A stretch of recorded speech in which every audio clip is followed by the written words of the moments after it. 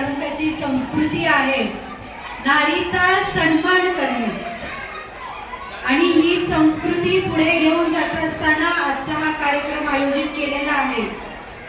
आज 12 जानेवारी स्वराज्यजनी राजमाता जिजाऊ मासाहेब यांची जयंती, त्यांच्या जयंती निमित्त त्यांच्या पुण्यस्मृतीस विनम्र अभिवादन करते। त्याचबरोबर आज स्वामी विवेकानंदांची जयंती आहे, त्यांच्या जयंती निमित्त देखील त्यांच्या पुण्यस्मृतीस विनम्र अभिवादन करते। आज शेतकरी कामगार पक्ष जिल्हा परिषद गट एकतपूर याच्या संयुक्त विद्यमानाने आणि या तालुक्याचे लोकप्रिय आमदार डॉक्टर बाबासाहेब देशमुख यांच्या वाढदिवसानिमित्त आयोजित या कार्यक्रमासाठी आवर्जून आलेले क्रांतीनाना मळेगावकर, मी आपलं आणि आपल्या सोबत आलेल्या बालकलाकार सह्याद्री दिदी त्यांचं देखील मी या सांगोला तालुक्यात स्वागत करते।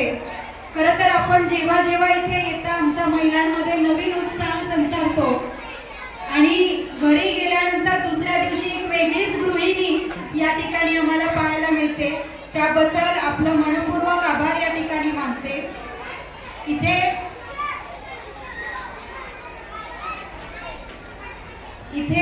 उपस्थित महिला भगिनी मोठ्या प्रमाणात उपस्थित आहेत, त्यांना मी या कार्यक्रमाच्या माध्यमातून एकच सांगू इच्छिते। बऱ्याचदा आपल्याला असं वाटतं की मी एक महिला आहे, मी एक गृहिणी आहे, मी घरातच असते, मी काही करत नाही आणि असं एक न्यूनगंड या आपल्या मनात कुठे ना कुठेतरी हा येत असतो। पण आजच्या दिवशी मी तुम्हाला सांगेन, आज आपण राजमाता जिजाऊ मासाहेबांची जयंती साजरी करतोय। हे चालूचं वर्ष राजमाता पुण्यश्लोक अहिल्यादेवी होळकर यांची 300वी जयंती आपण साजरी करतोय। त्याचबरोबर 3 जानेवारीला आपण क्रांतीज्योती सावित्रीबाई फुले यांची जयंती साजरी केली। या सर्व थोर महान महिलांनी आपल्या जीवनाची आहुती दिली। ते केवळ वाटतंय की जिल्हा परिषद निवडून आले पाहिजे हात वर करावं आणि आपण समाजात वावरावं यासाठी या सर्व महिलांनी त्याग दिलेला आहे। त्यामुळे महिलांना मी आवर्जून या ठिकाणी सांगेन की सगळ्यात आधी आपण स्वतःचा सन्मान करायला शिकलं पाहिजे। बरोबर आहे की नाही?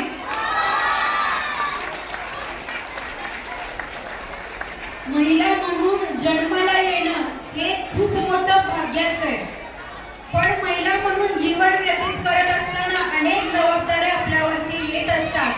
पण त्या पार पडत असताना आपण स्वतः जे आपलं जीवन व्यतीत करत आहोत, आपल्या मुलांवरती चांगले संस्कार देत आहोत, आपल्या कुटुंबाचं चांगलं पालन पोषण करत आहोत, आपल्या मिस्टरांना त्यांच्या कार्यात साथ देत आहोत, याचा आपल्या सर्वांना अभिमान वाटला पाहिजे।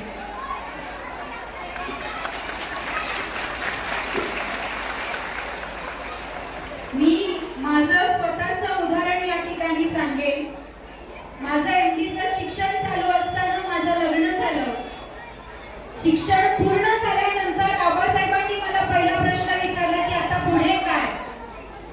एवढा मोठा माणूस, खरं तर त्यांचा या प्रश्नाला उत्तर देणं म्हणजे माझ्या मनात भीती संचारली की याचं उत्तर नेमकं काय द्यायचं, म्हणजे आता या मुलं बाळाला पुढचं संसाराला लागा की काय?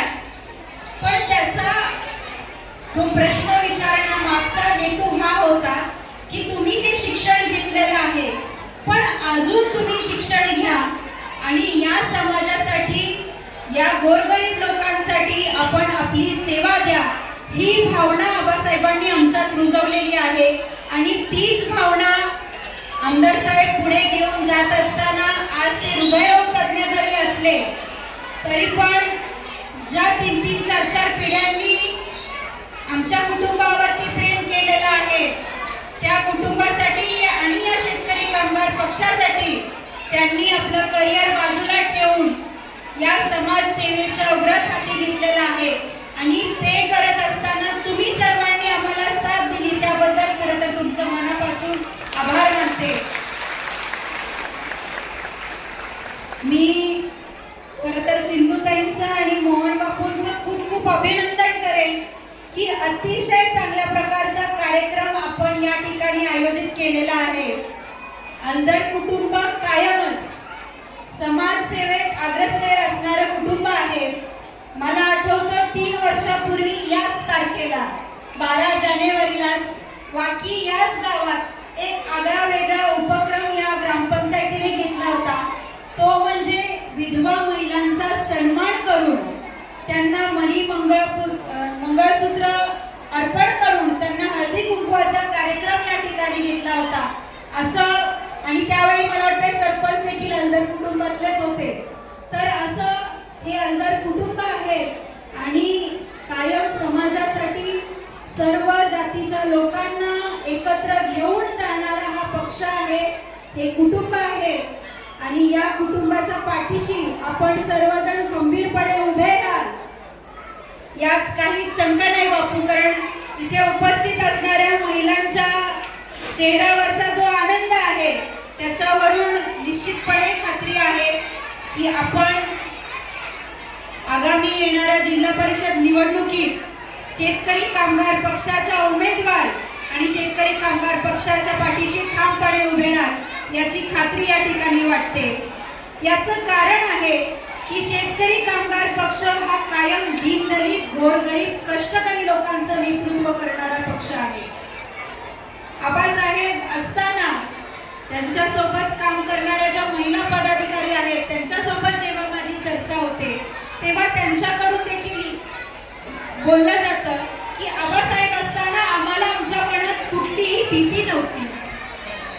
या ठिकाणी रात्री अपरात्री देखील प्रवास करत असताना मनात कोणताही संकोच नव्हता, कारण आपला पाठीराखा आपले आबासाहेब आमच्या पाठीशी खंबीरपणे उभे आहेत. आणि आज तोच आत्मविश्वास या सर्व महिला डॉक्टर बाबासाहेब देशमुखांवरती दाखवतात आणि त्याबद्दल तुम्हा सर्वांचं करावं तितकं कौतुक कमी आहे. तर मी पुन्हा एकदा बापूंचं आणि सिंधुताईंचं मनापासून अभिनंदन करते की अतिशय चांगल्या प्रकारचा कार्यक्रम आपण साहेबांच्या वाढदिवसानिमित्त आपण आयोजित केला. खरं तर आजच्या कार्यक्रमाला साहेबांना देखील येण्याची फार इच्छा होती, पण महानगरपालिकेची निवडणूक असल्यामुळे साहेबांना मुंबईला बोलवण्यात आलं आणि त्यामुळे साहेब अचानक मीटिंगसाठी मुंबईला गेले आहेत. पण साहेबांच्या वतीने आपण सर्व महिलांना देखील मी खूप खूप शुभेच्छा देते.